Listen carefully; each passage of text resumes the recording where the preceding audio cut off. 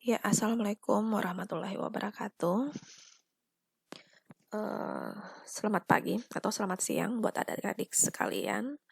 Untuk hari ini kita masuk di pertemuan ke-9 ya. Dan pada hari ini kita akan membahas dan membuat bagaimana perencanaan pembelajaran IPA di SD ya. Atau kita kenalnya dengan RPP. Jadi kalau sebagai guru, sebelum kita lakukan proses pembelajaran, tentu saja kita harus mempersiapkan dan merencanakan pembelajaran terlebih dahulu. Dan memang untuk keperluan pelaksanaan pembelajaran ini, kita harus atau guru harus menyusun RPP atau rencana pelaksanaan pembelajaran. Jadi saya kira di mata kuliah lain mungkin kalian sudah pernah ya membuat RPP. Jadi khusus untuk pendidikan IPA ini kita akan membuat rencana pembelajaran IPA ya, khusus pembelajaran IPA. Jadi apa itu rencana pembelajaran? Jadi rencana pembelajaran itu lebih ke persiapan mengajar. Di dalamnya nanti berisi hal-hal yang perlu atau harus dilakukan oleh guru dan peserta didik. Ya, jadi apa yang diberikan oleh guru, apa yang diberikan oleh siswa, apa yang dilakukan oleh guru, dan apa yang akan dilakukan oleh siswa itu ada dalam RPP ini.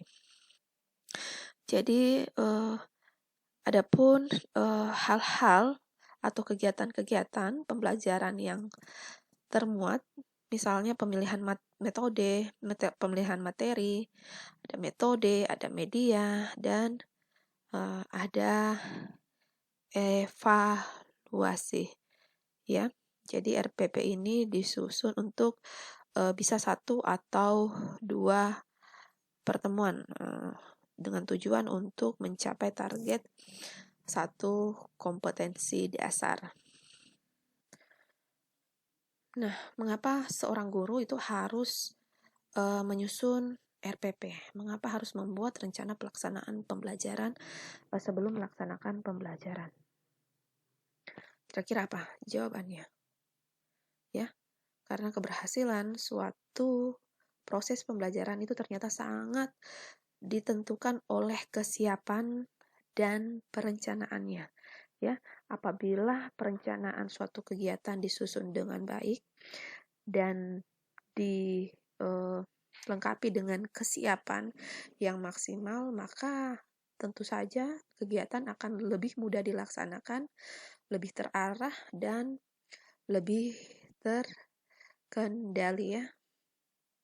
Jadi agar pelaksanaan pembelajaran IPA di SD terlaksana dengan baik, tentu saja guru memerlukan perencanaan pelaksanaan pembelajaran dengan baik ya. Jadi beberapa manfaat yang bisa dimiliki ketika guru membuat perencanaan pembelajaran ya. Yang pertama mungkin bisa terhindar dari keberhasilan secara tidak sengaja karena perencanaan disusun untuk mencapai hasil yang optimal. Kemudian dapat menentukan langkah dan strategi yang tepat dalam pembelajaran ya, ketika kita melihat indikatornya apa, ketika kita melihat capaian pembelajarannya apa, dari situ kita bisa menentukan langkah-langkah apa saja atau strategi apa saja yang tepat dalam mencapai indikator yang ada.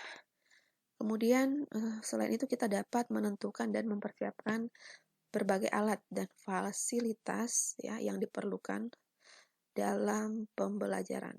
Jadi ini akan menghantarkan peserta didik itu sendiri dalam mencapai indikator yang ada. Atau dengan kata lain, perencanaan pelaksanaan pembelajaran ini sangat bermanfaat ya, sangat amat bermanfaat. Itu sebagai acuan bagi guru untuk melaksanakan kegiatan pembelajaran supaya lebih terarah dan berjalan efisien serta efektif. efektif ya. Jadi nanti di dalamnya situ ada beberapa komponen. Jadi kalau kita lihat sendiri dari pengalaman yang adik-adik sudah lakukan, di dalam RPP itu minimal ada beberapa komponen ya, ada identitas, kompetensi, indikator, media, skenario, ada penilaian. Nah ini dia. Jadi ini adalah beberapa komponen RPP. Yang pertama ada identitas mata pelajaran ya. Jadi ini meliputi satuan pendidikan, kelas, semester, mata pelajaran atau tema pelajaran, jumlah pertemuan, dan berapa lama pembelajaran itu akan berlangsung atau alokasi waktu. Kemudian ada standar kompetensi ya, ini merupakan kualifikasi kemampuan minimal yang harus dikuasai oleh peserta didik. Kemudian ada kompetensi dasar, jadi ini kemampuan yang harus dikuasai oleh peserta didik, nah, khususnya dalam pembelajaran IPA. Kemudian ada indikator hasil belajar, indikator pencapaian kompetensi. Jadi ini lebih ke perilaku yang dapat diukur atau dapat dilihat atau dapat diobservasi, yang dimana dia dapat menunjukkan ketercapaian kompetensi dasar tentu. Jadi biasanya ini indikatornya dirumuskan dengan menggunakan kata kerja operasional ya, yang dapat diamati dan diukur. Misalnya menjelaskan, menganalisis, menyusun, menggambarkan, melukiskan. Nah, seperti itu kata kerja operasional. Kemudian ada tujuan pembelajaran. Tujuan pembelajaran di sini menggambarkan proses ya, apa-apa saja yang akan dilakukan, apa-apa saja yang akan terjadi di dalam pembelajaran dan hasil belajar yang diharapkan dicapai oleh peserta didik sesuai dengan kompetensi dasar.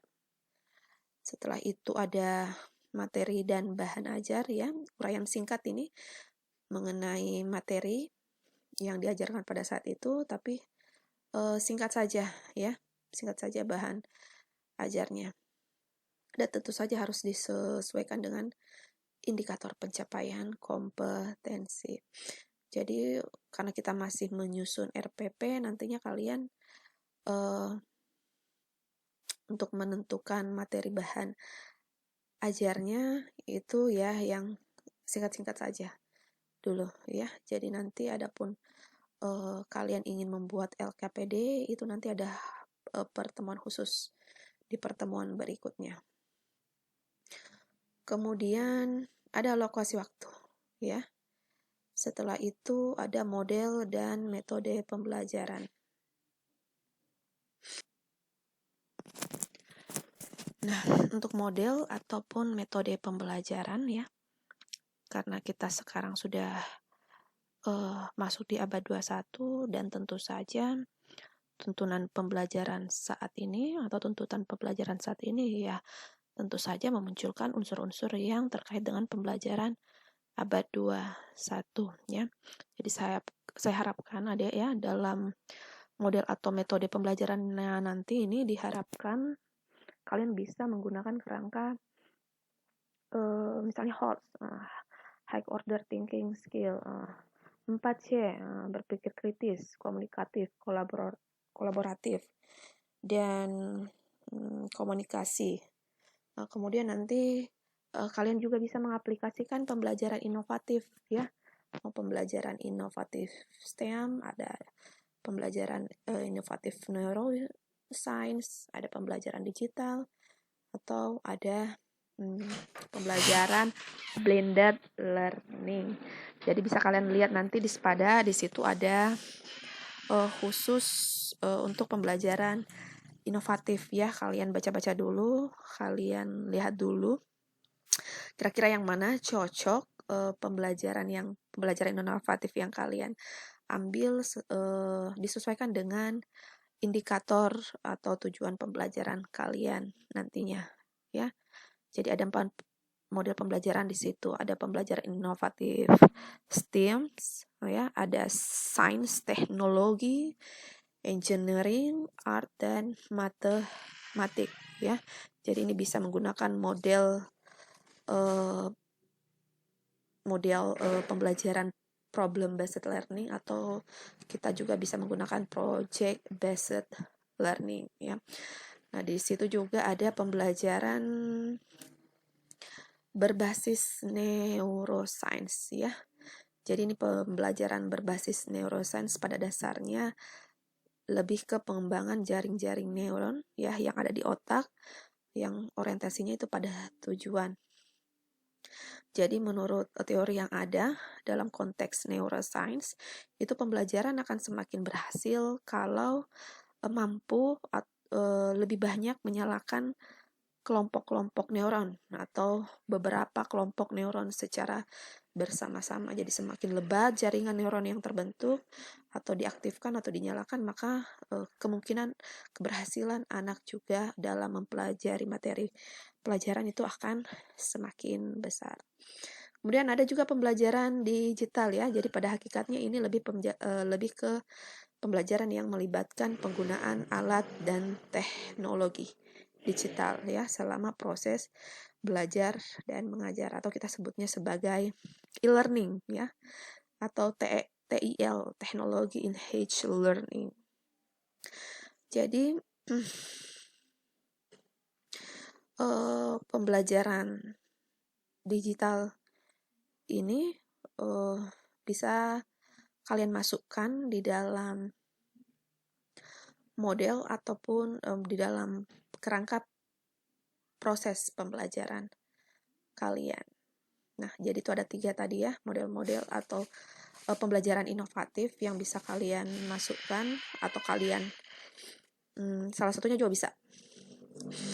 Kemudian ada model pembelajaran blended learning. Nah, ini lebih ke campuran. Blended itu kan campuran atau kombinasi dari beberapa pola pembelajaran yang satu dengan yang lainnya. Jadi kalau misalnya kalian mau mengkombinasikan antara pembelajaran online dengan pembelajaran konvensional tatap muka, ya itu salah satu termasuk model pembelajaran blended learning.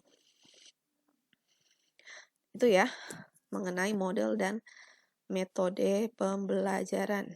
Kemudian kegiatan pembelajaran. Nah, di sini mencerminkan atau berisi langkah-langkah pembelajaran, atau kita sebutnya sebagai sintaks, ya, dari model pembelajaran yang kalian sudah pilih. Jadi secara umum ada beberapa langkah-langkah pembelajaran yang ada dalam RPP, yaitu kegiatan pendahuluan, kegiatan inti, dan kegiatan penutup. Nah, untuk kegiatan pendahuluan atau kegiatan awal, ini biasa ditujukan untuk membangkitkan motivasi dan memfokuskan perhatian peserta didik agar bisa berpartisipasi dalam pembelajarannya. Jadi hal-hal yang biasa dilakukan, kegiatan yang biasa dilakukan dalam pendahuluan ada misalnya menyampaikan salam atau mengajak berdoa. Kemudian bagaimana kalian mengondisikan suasana belajar yang menyenangkan. Kemudian jika bisa dikaitkan materi yang sudah dipelajari sebelumnya dan ada kaitannya, itu bisa dilakukan dengan mengaitkan materi yang akan dipelajari hari ini atau hari itu.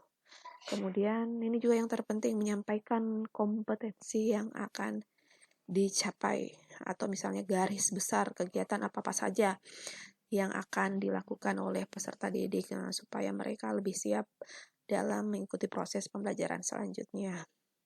Kemudian saya kira tidak masalah juga kalau kalian menyampaikan lingkup dan teknik penilaian yang akan dilakukan, ya, pada kegiatan pendahuluan. Bisa juga dilakukan seperti itu. Nah, kemudian ada kegiatan inti, ya. Jadi kalau kegiatan inti itu biasanya eh, peserta didik di situ diharapkan dia dapat menguasai materi pembelajaran serta mampu mengaitkan materi dengan kehidupan nyata, ya, khususnya nih guru. Jadi guru terlebih dahulu harus menguasai materi pembelajaran dan mengaitkan materi dengan kehidupan nyata, sehingga peserta didik pun dapat ikut bisa menguasai juga materi pembelajaran yang sudah diberikan oleh guru. Kemudian melaksanakan pembelajaran sesuai dengan kompetensi yang akan dicapai dan seharusnya sih disajikan secara sistematis, ya. Kemudian kalian juga harus atau guru juga harus menyajikan pembelajaran yang bisa memadukan antara keterpaduan antara muatan pelajaran, antara sikap, pengetahuan, dan keterampilan, serta keterpaduan mata pelajaran, tentu saja dengan tema yang ada pada saat itu, ya. Kemudian di kegiatan inti ini nanti kalian juga harus dapat menyajikan pembelajaran dengan pendekatan dan model pembelajaran yang tepat, menunjukkan keterampilan dalam penggunaan media dan sumber belajar, ya. Jadi karena ada media, ada sumber belajar, ya tentu kalian harus kuasai media dan sumber belajar tersebut. Dan yang tidak kalah pentingnya adalah bagaimana guru atau kalian nantinya dapat menumbuhkan partisipasi aktif peserta didik melalui interaksi guru, melalui sumber belajar dan peserta didik, ya. Itu untuk kegiatan inti. Nah, kalau di kegiatan penutup biasanya dilakukan bagaimana kalian memfasilitasi dan membimbing peserta didik untuk merangkum materi pelajaran, ya. Di situ kita akan melihat bagaimana fokus mereka, bagaimana penguasaan mereka ketika mengikuti proses pembelajaran yang ada. Kemudian memfasilitasi dan membimbing peserta didik untuk merefleksi proses dan materi pelajarannya. Kita tentu memerlukan refleksi dari mereka, bagaimana kegiatan proses pembelajaran yang mereka sudah dapatkan, bagaimana kesan-pesannya dan dari mereka. Nah, saya kira perlu untuk atau sebagai bahan pertimbangan kita untuk membuat RPP selanjutnya di pertemuan berikutnya. Setelah itu kita memberikan umpan balik terhadap proses dan hasil pembelajaran. Nah, ini di kegiatan penutup. Dan terakhir menyampaikan rencana pembelajaran untuk pertemuan berikutnya. Jadi itu garis besar, ya, aspek kegiatan awal, inti, dan penutup pada langkah-langkah pembelajaran. Nah, selain itu ada lagi komponen penilaian hasil belajar. Ini disesuaikan dengan indikator pencapaian kompetensi, ya. Jadi harus disesuaikan pada standar penilaian yang ada. Kemudian yang terakhir ada sumber belajar, ya. Jadi apa-apa saja yang kalian sertakan di situ, baik itu sumber pustakanya atau alat dan bahan yang digunakan secara rinci. Jadi misalnya kalian melakukan percobaan ataupun praktikum sederhana. Nah, berikut ini RPP, ya. RPP atau contoh RPP model tematik untuk kelas awal. Ini untuk kelas awal. Nah, bisa dilihat di sini. Jadi ada nama sekolah, mata pelajaran, kelas, semester, tema dan waktu.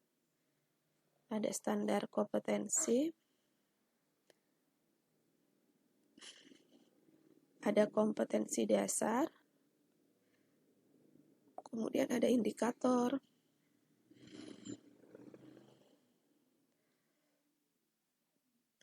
tujuan pembelajaran.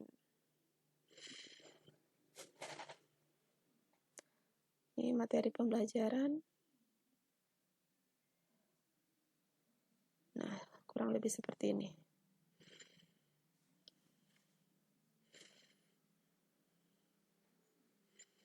Jadi untuk lebih jelasnya bisa kalian download ya materi pembelajaran hari ini di Sepada.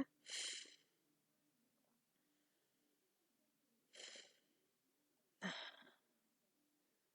ini dia.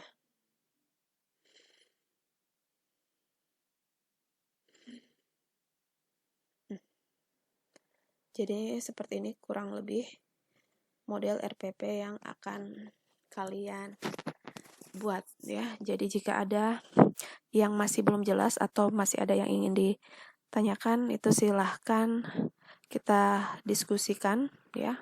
Kita akan diskusikan kembali di kolom chat. Jadi cukup sekian untuk penjelasan saya mengenai rencana proses pembelajaran, dan selebihnya kita masuk pada forum diskusi. Assalamualaikum warahmatullahi wabarakatuh.